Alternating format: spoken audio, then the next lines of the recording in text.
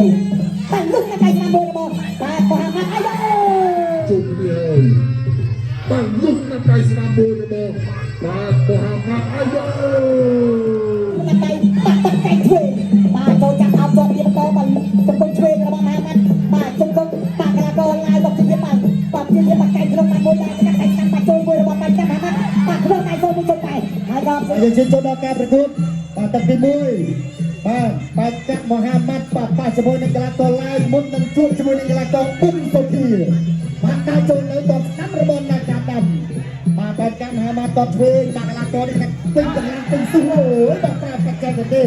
បាទអ្នកកាដាំចង់ឆ្ងល់អីយ៉ាបាទប្រែផ្នែកអមឡើយបាទការចូលពីបាច់កាក់មហាម៉ាត់បាទតបឆ្វេងតបសងវិញពីអ្នកកាដាំចាប់បានពុកបន្ទងឆ្វេងបានលុបតោចាក់ជំនុំបាទជាយាមបាទតោអូយបាទកម្លាំងខ្លាំងបាទតែបាទបាច់កាក់មហាម៉ាត់នេះបាទហើយយ៉ាស៊ីងមកកំពុងតែបបឡងនៅខាងក្រៅបាទថ្ងៃស្អែកយ៉ាស៊ីងក៏ប្រកួតដែរបងប្អូនយើងបាទកន្លែងយើងទស្សនាការប្រកួតគូនេះជួបចិត្តបន្តទៀតបាទតែអីទៀងកៃមកគួងទៀងកៃបានអត់ដល់បាទលឺមកបត់ឆ្វេង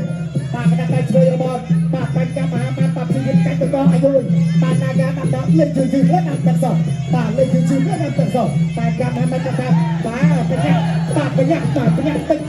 ចូលចាប់បាទហ៊ុយមួយបាទការចូលបន្តអាយ៉ាបត់កៃស្ដាប់របស់នាការដាំបាទបត់ជើងក្រោមរបស់បាញ់កាប់មហាម៉ាត់បាទតូនកៃស្ដាប់របស់មហាម៉ាត់បាទជាយាមបាទក្រាញចំហជើងក្រុមបាទចាប់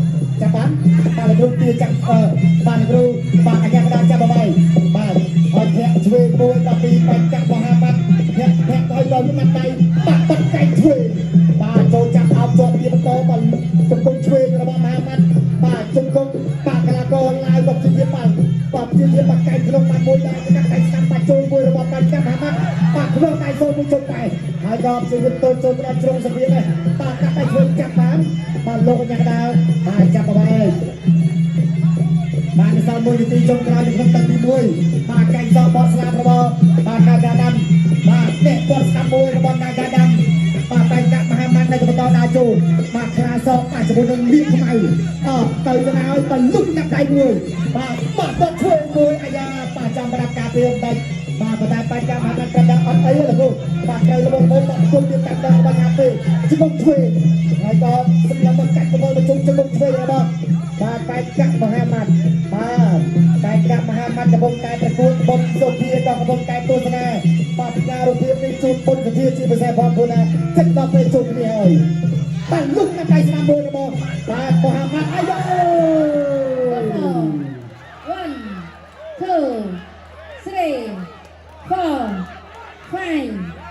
6 7 8បាទលោកកញ្ញាកដាគឺសម្រាប់បញ្ចប់ការប្រកួតទៅហើយបាទទោះបីថាតារៈវេលាគឺ